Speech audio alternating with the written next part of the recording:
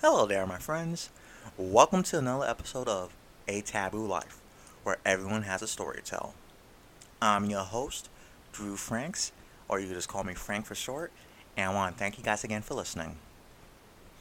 A Taboo Life is the idea that everyone has a story to tell, and maybe we should sit down and listen to it. From that quiet neighbor across the street who you barely say hi to that nice older woman at the checkout line who has a Grateful Dead tattoo on her wrist, to that cute coworker at work that you still don't have the balls to ask out and you've been wanting to do it every day, and to that creepy guy at the gym who is checking you out right now. They all have stories to tell, and maybe we should sit down and listen to them. And maybe you should ask out that coworker soon before someone else does. Today is July 4th. Happy 4th of July. I'm over here enjoying my night off, having a nice little glass of wine.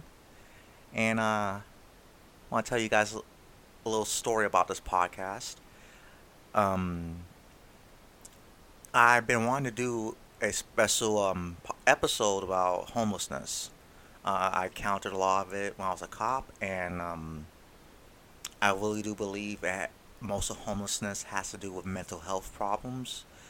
And I really do strongly believe that we need to bring back mental health institutions. I know back in the 60s, they were closed down for a lot of reasons. One of the main reasons was mistreatment of patients and even abuse of patients. But this is 2018. We have a lot better standards. We have a lot better understanding of human psychology, neurology, pharmaceuticals, how they could help dealing with schizophrenia or bipolar disorder. But I strongly believe that our tax dollars could be better spent of actually helping our fellow brothers and sisters that are homeless by getting them mental health, getting them help from professional psychiatrists and doctors. But in saying that, the situation I got myself into was actually kind of a little funny. Um, I'm not making fun of homelessness, I was making fun of the situation. So, yesterday, July 3rd, I went to a homeless shelter here in Jacksonville, and I asked them for their help, and they couldn't really help me, but they said that they would allow me to actually come back around dinner time and ask anyone homeless people to help. They help if they want to be part of the podcast. So I came back around 4:45, and I went up to them and I asked, and obviously I try to find a one who can actually be articulate enough to actually talk and have the patience enough to talk. And I offered them dinner for their time because I'm taking them away from their dinner time. I was going to pay them back by getting them some McDonald's or Burger King or anything they wanted.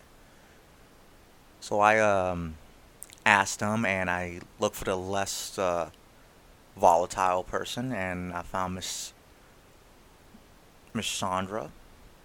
She seemed, besides her appearance, she seemed okay, but it took her 15 minutes to get in the car, as she kept undoing undoing her pants because she said she had back problems, and for the longest time I actually had to rethink my life choices at that point and actually think if this was the worst decision I made, and it wasn't. It wasn't the worst decision I made. It wasn't even the craziest decision I ever made. So anyway, she finally got in the car, and to protect myself, I had my cell phone on audio record the whole time because I'm taking risk, but I'm not going to take a stupid risk. I don't want to get this woman get me in trouble for any reason, so I was recording the whole time. I drove her to the library because it was closer to the homeless shelter, and it had the conference rooms, which we could sit in there, record a podcast, and not be bothered. So yeah, sorry about that. So we get to the library. It takes her 15 minutes to get ready.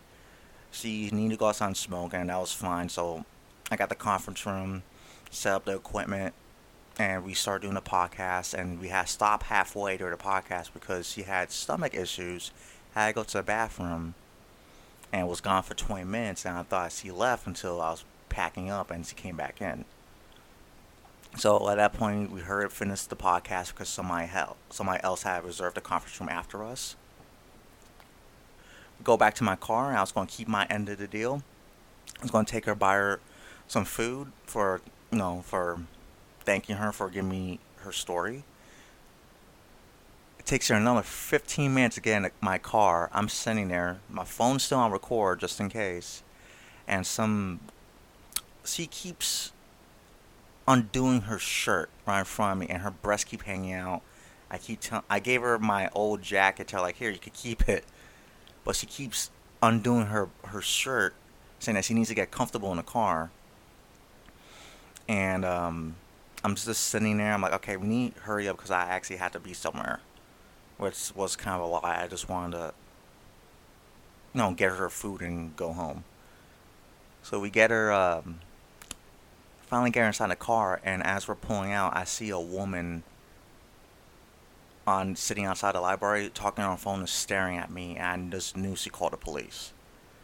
So as soon as I pull out, a police car came behind me and pulled me over. They Police officers were really nice. They questioned me, and they questioned her separately, and they thought she was freaking nuts, and rightfully so. And they thought I was freaking nuts for doing what I was doing. But when they asked me to step out of the car, talk to them, I told them the truth. And the woman called thinking I was a serial killer because I was getting a homeless woman in my car, and she thought I was going to try to kill her. And then when I gave my business card to the police officer with the podcast logo on it, and it says A Taboo Life on it, and showed him the audio equipment in my car, telling him, like, yes, I was recording a podcast, and you go in the library to check with the librarian because we were just in there.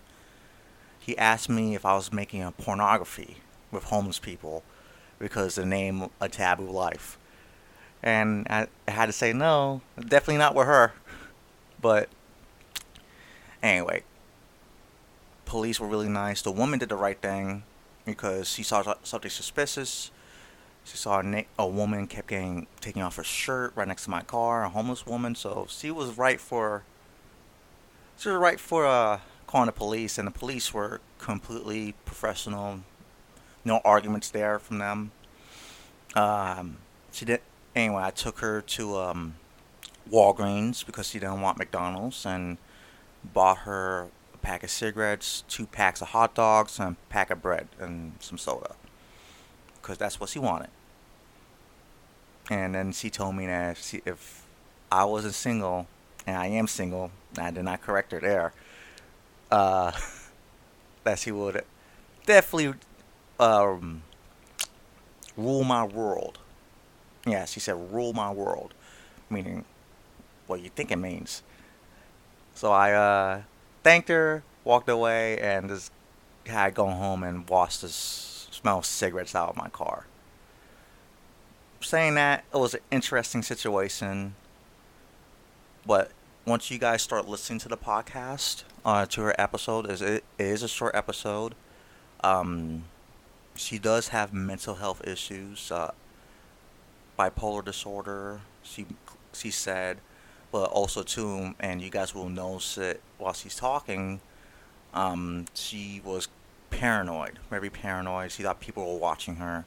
So I'm not sure if she suffered for some type of schizophrenia or some type of paranoia.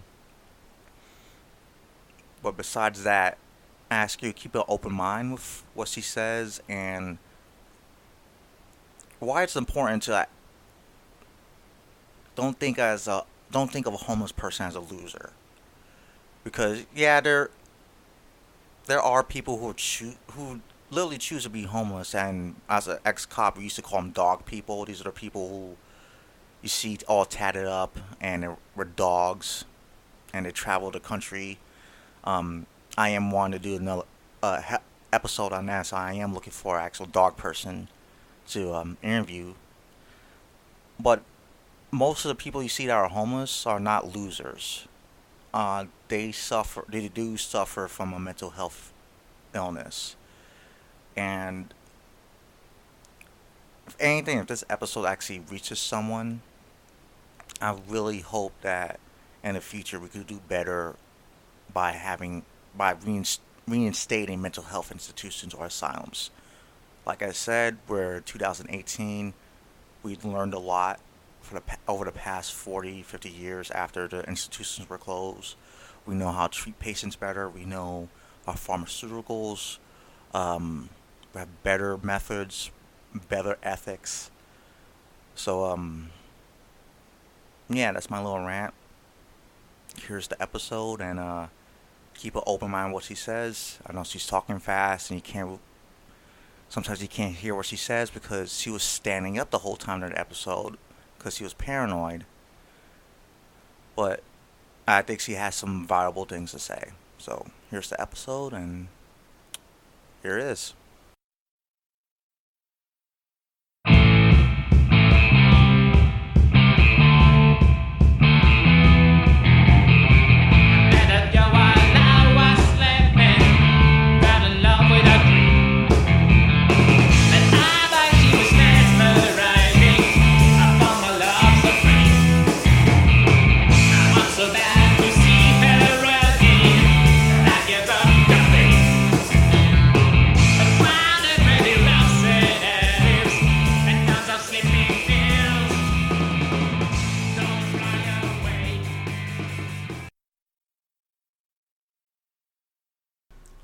All right, guys.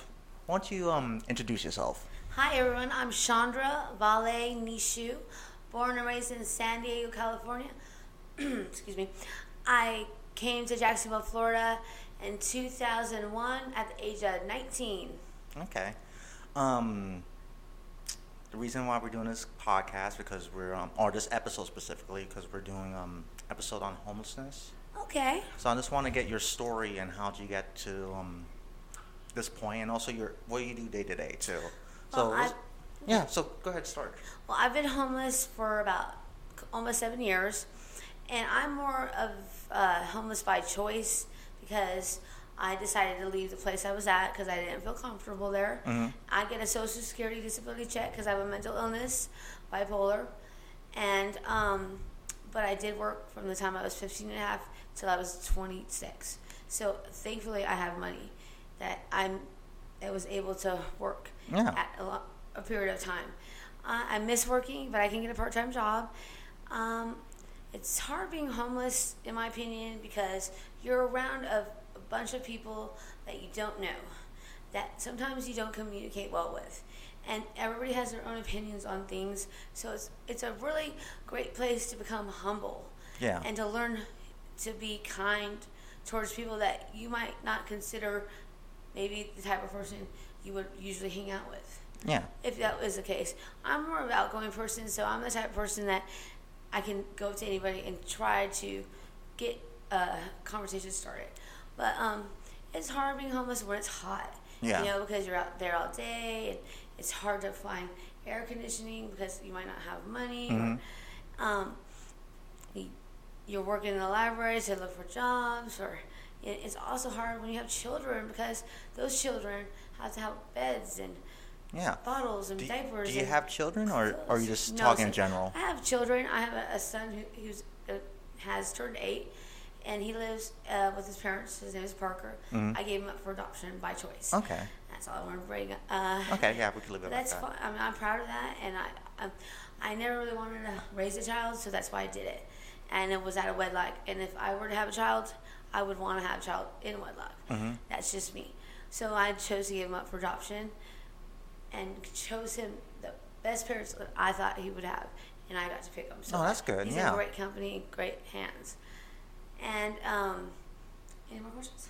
No, I'm going to keep talking. You said that became from, like, you reason you became homeless was voluntarily? Yeah, I was in a situation where I was kind of getting a little bit bullied, and, Mm-hmm. and I didn't want to be pitted against other roommates. So instead of like, just staying there and pretending like I like to live there, Mm-hmm. I chose to leave and decided what I wanted to do. And I went to a shelter. I ended up eating at homeless shelters. I got like hotels and stuff and did it like that, And then I started learning that I could actually save my money by, being more smart savvy Mm-hmm. with how I spent it. So I give myself a budget every week. Yeah. I get $85 a week Mm-hmm. for my cigarettes or tampons or anything I can't buy with a food stamp card. Yeah.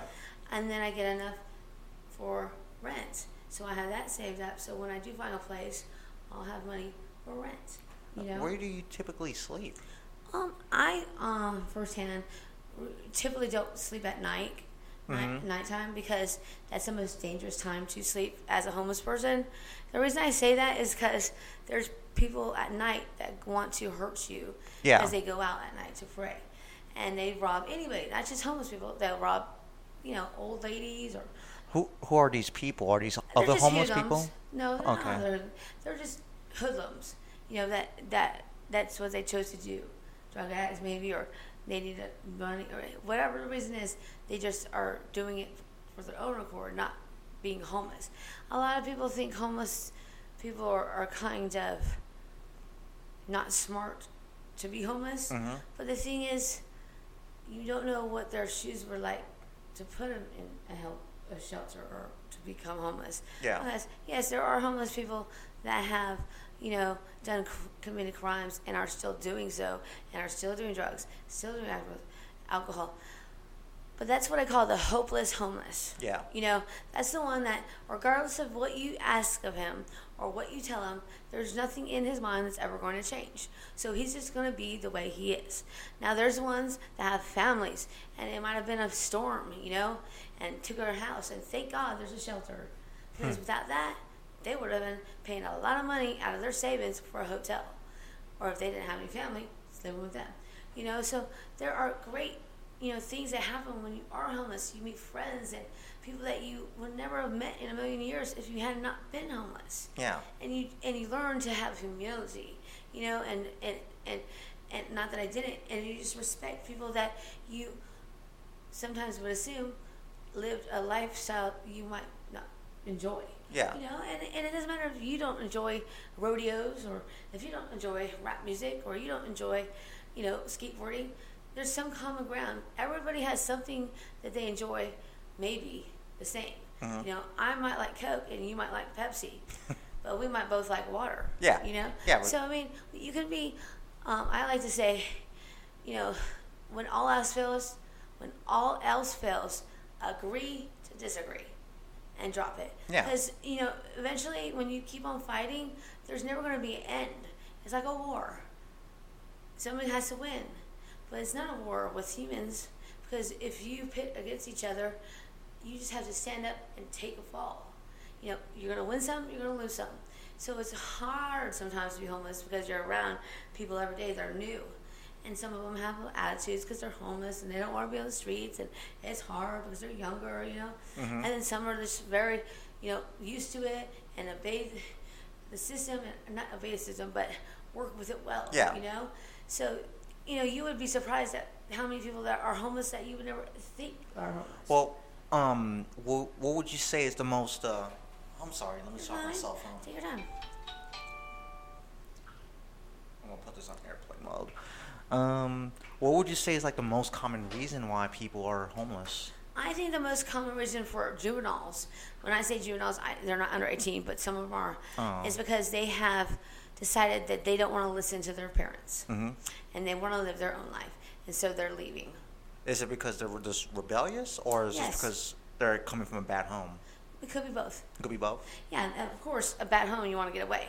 But also there's rebellious, like a kid that's told, like, you're going to do this, and you're going to listen to my rules if you're in my house at the age of 18. Sometimes they're just like, screw it, I'm leaving. And then they might have a friend or a boyfriend or a cousin or a friend that they met at school kind of influence them to go travel and become homeless. And when you travel without money, you are homeless. Yeah. You know. Okay. Because you need to find a way to get money. Yeah. You know, you can't just walk into a Domino's Pizza and expect to buy a pizza with no money. If you do go into a Domino's Pizza, you might move on and ask for an application. Yeah. That's how you learn to get things going for you. I mean, it's hard for me to get online all day and do computers, so I like to walk in and see if they have applications first. And if they tell me I go online, then I have to go online. But the ones that I fill out when I was younger, in my 20s, were all online. So now they were not online. They were all paper. Now they're online, most of them. So it's a little difficult for me because I don't have a computer present. I have to go to the library, and there's a time limit. Yeah.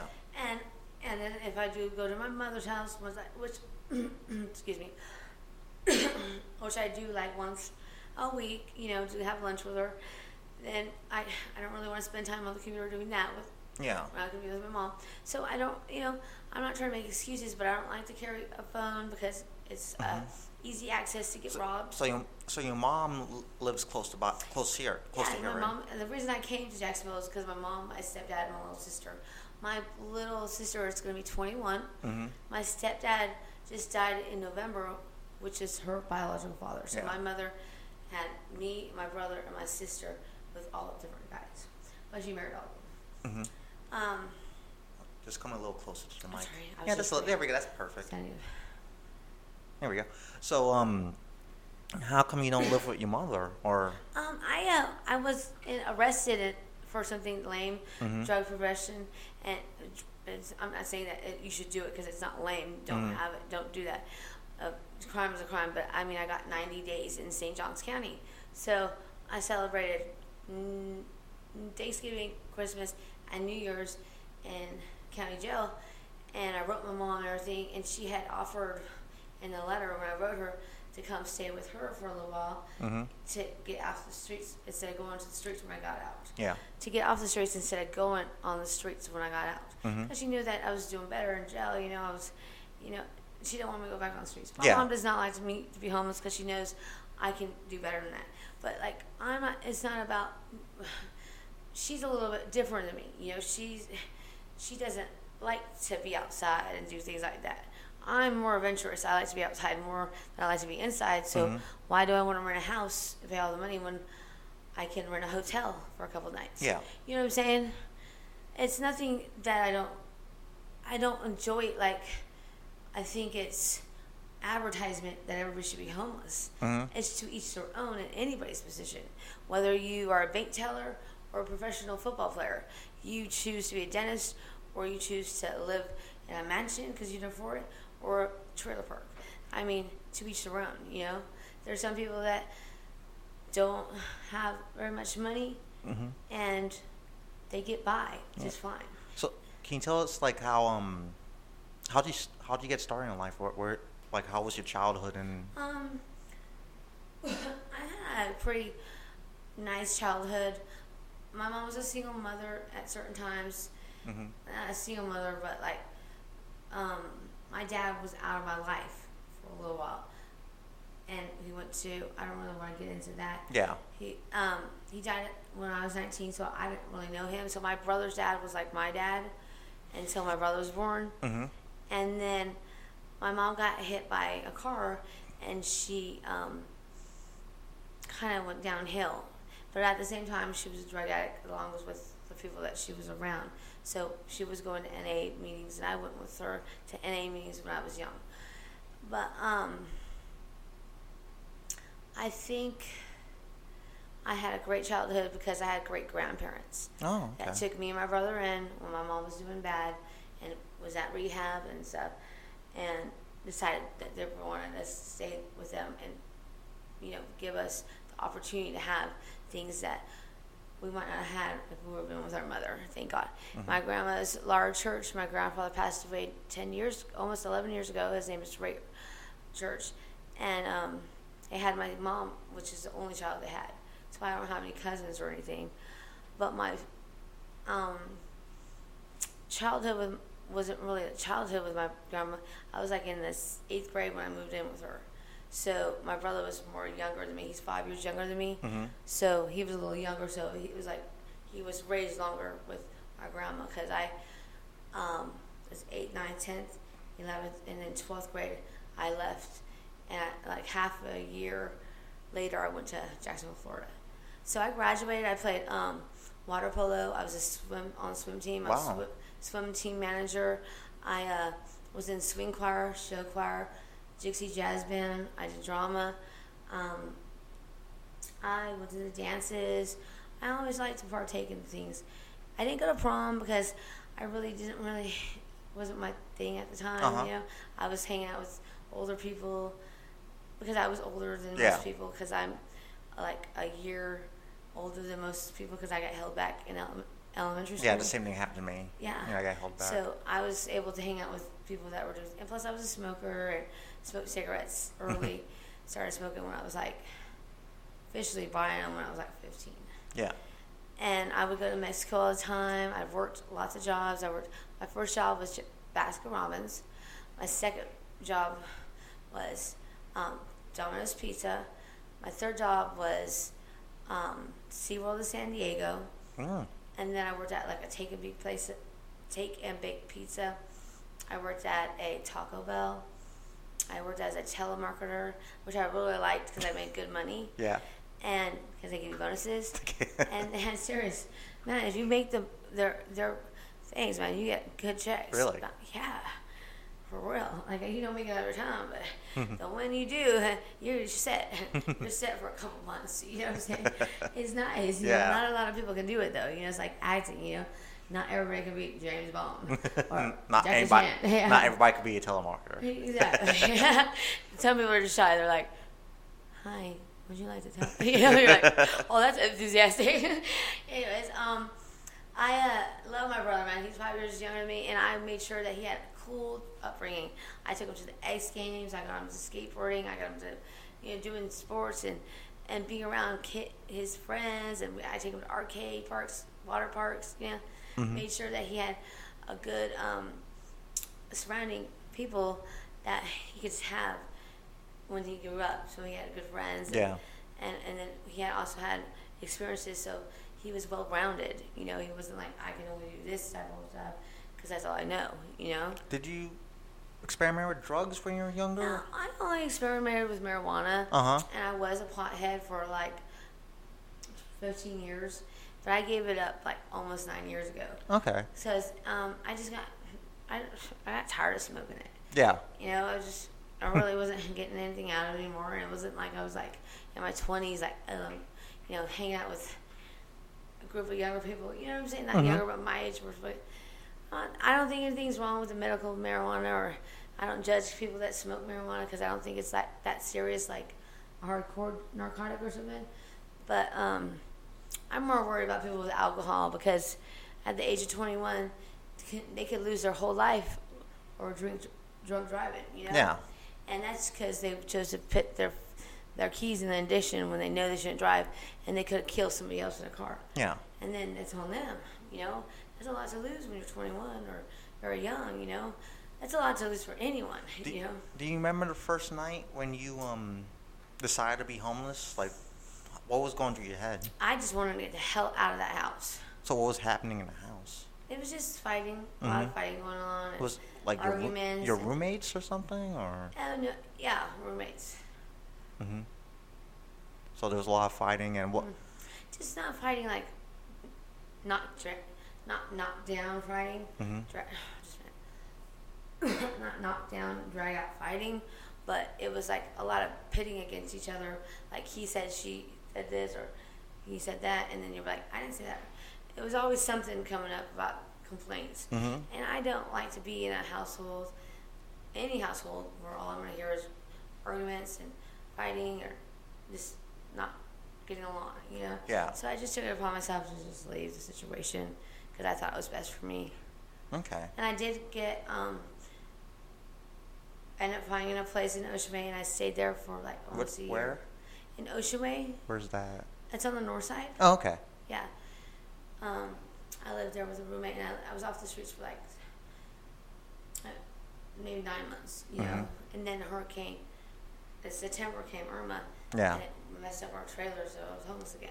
So, Mm-hmm. and then Hurricane Irma came and it messed up our place. We gave a lot of damage, and we had to move out, so we were kind of on the streets. Mm-hmm. Well, he wasn't with me, but we were both on the streets, or he chose to do what he wanted to do, and I did what I needed Yeah. to do. Okay. Can you tell us like what's one of the scariest moments you had living on the streets? Oh yeah, I can tell you a couple scary moments. Yeah, tell someone else. Okay. The first time I ever got robbed by a gun and was in front of the city rescue mission. Mm-hmm. It was in the back though, Yeah. and it was closed, and it was not that late at night, but I had rounded the corner to talk to somebody, and I had a couple of things sitting on the corner, and all of a sudden, this guy has something in mind, and I was like, "Hey man, that's mine." He pulls out a gun on me and says, "No, it's not. It's mine." I'm like, "Well, okay, it's yours," you know. Yeah. And then luckily he didn't shoot me for it or anything, but yeah, that was the first incident. Was this another homeless man, or was this like? I don't know. You don't know. Okay. Yeah, I don't know. Never saw him from my life. Another time was when I was at a McDonald's. I had to go to the bathroom really bad, Mm-hmm. and I had all the stuff I was holding. The one on 8th Street, where Shands Hospital is. Yeah. You know that? And I had like all kinds of, not all kinds, but I had like a purse, a backpack, and everything. And like I don't know who robbed it, but I just went to go to the restroom and I had somebody watching it. The person that watched it was disappeared, so he probably took it. But it was somebody I didn't know, so and that was minor. But then I was at the BP, and I literally got beat up in the head. Like homeboy just like hit me a couple times. Just Was this the same incident or a different one? different incident. Okay. Over because he was drunk. You know, sometimes when people are drunk, they make mistakes. Yeah. But that's not a good enough excuse. You know. The last incident was literally like not even 2 weeks ago. I was down at Jack's Beach. Uh-huh. I had my Marlboro duffel bag. I had my orange, again, backpack. I had, you know, all my belongings that I had for as long as I. Excuse me, I have a dry mouth.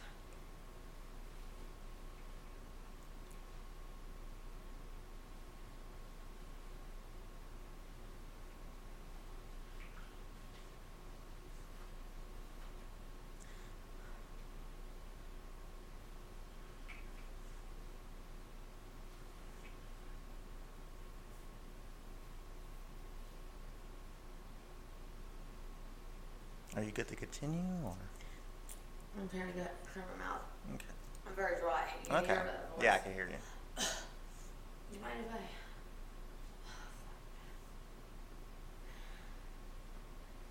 Okay, go on with the questions. You were talking about the last incident, like last. Oh yeah.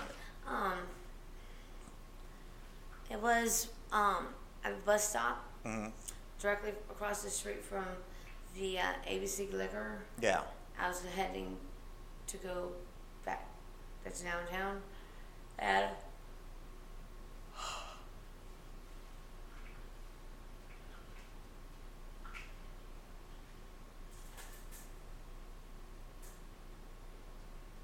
I need to get some water. Okay. Yeah. We'll pause it for just a moment. Yeah. Yeah. We'll pause it and we'll finish the interview. I'm getting a little anxiety right now. Okay. Okay? Give me a few minutes.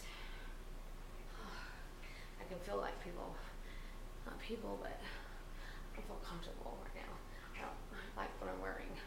You know, I don't No, wear you this. look fine. You look What I'm fine. saying is I don't normally wear clothes like this. I like to wear clothes that I feel comfortable in. Uh huh. And it's making me really uncomfortable wearing this outfit, you know? But I'm trying to bear with it because that's the thing about being homeless is that you gotta bear with what you got, you know? They give you certain clothes, you gotta be happy with what you get. Yeah. You know? I'll be right back, okay? Okay. Oh, you wanted me to sign that, right? Yeah. We'll do it when you come back. Just go ahead and get some water. I'll go to the store. I go pee.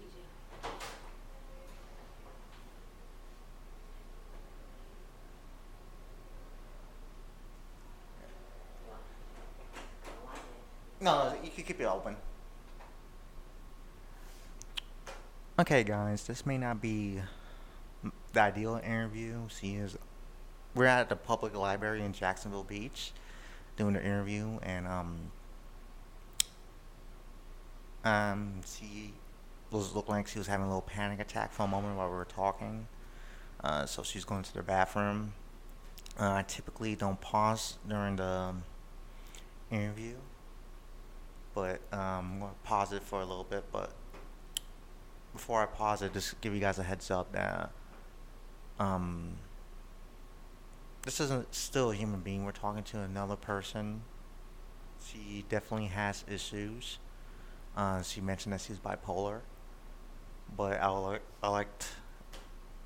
would like to get more from her before we go because I have to leave in a little bit because I don't have enough time in the conference room to do the interview. But I like to get some more information. If I can't continue the interview anymore past this point, then I'm sorry, guys, but I wanted to get like a good view or a good viewpoint of someone who's homeless. So just saying, this is kind of strange for me too, being in a room with her because she's definitely having some signs of a mental illness. All right, guys, I'll pause it for a moment and hopefully she'll be back. And we're back. Okay. Hi, I'm sorry. Yeah, the last incident happened on the beach. They pulled out a knife. There was like 7 of them, and they said, "We want your shit." So instead of like fighting with them, I just gave it to them and ran away. Yeah. So I'm sorry, got a little sidetracked with you being away for a little bit. So how do you protect yourself on the street? It's hard to. Mm-hmm. That's why most people, I was gonna say it.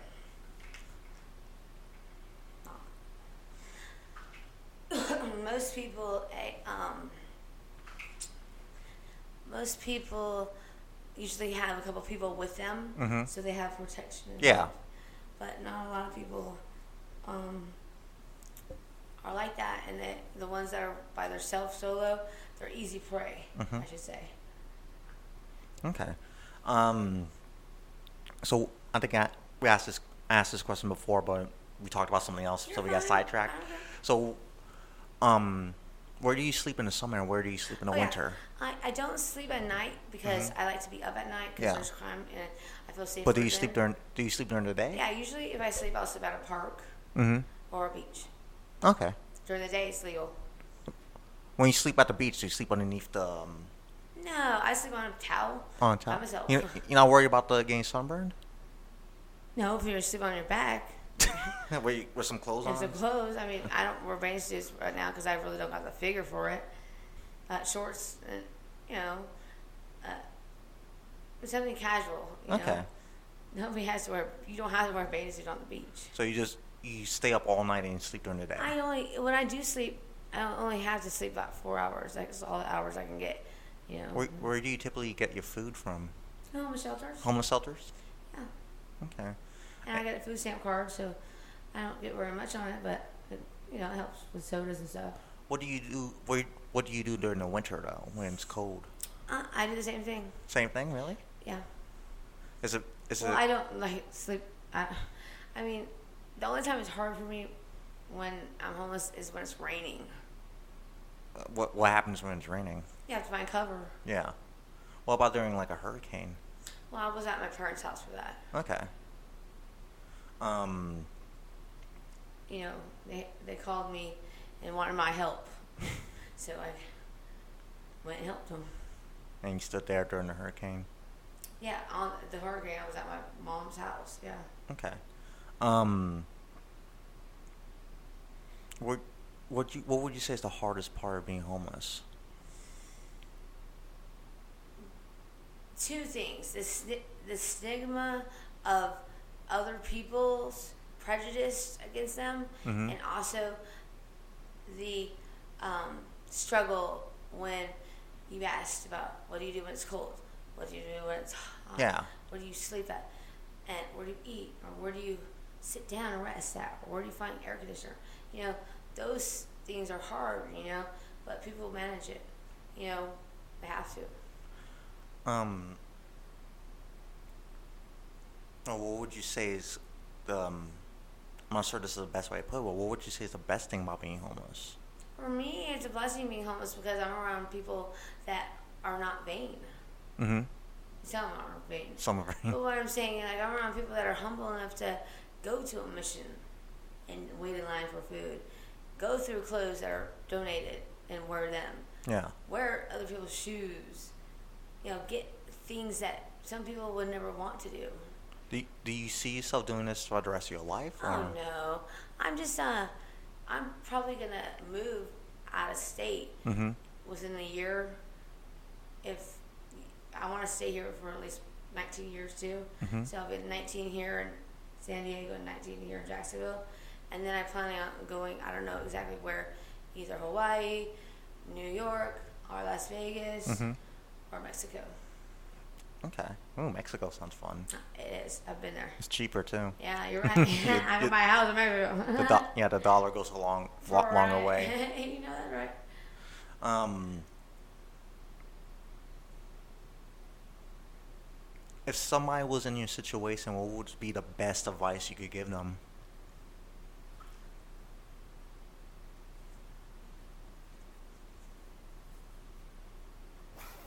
The best advice I would give somebody that was in my situation is take lead.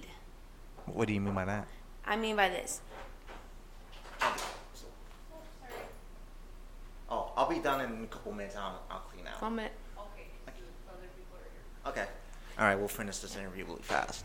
Okay, so what will be the best advice?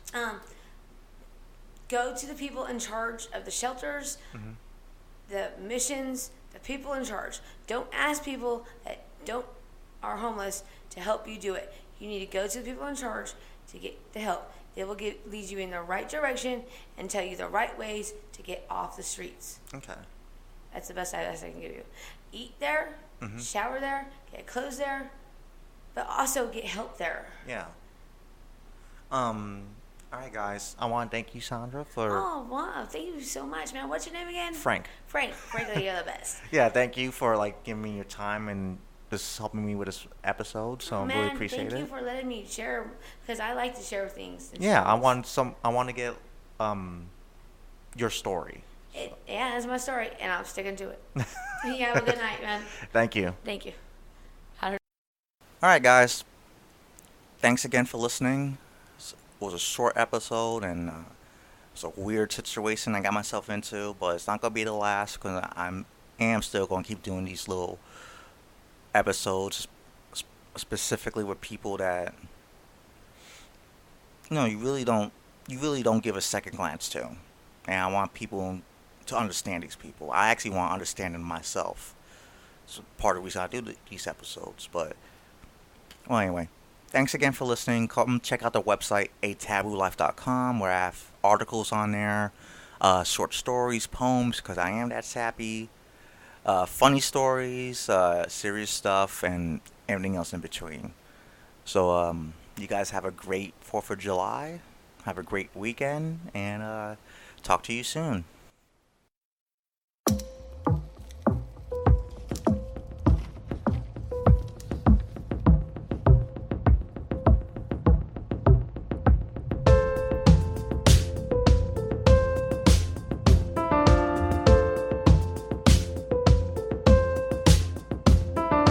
Most of the letters I've ever written have been to myself. My favorites were addressed to a man I knew for 8 months. So we've been friends for nearly 10. And anything other than the merging of our souls feels like my life is filled with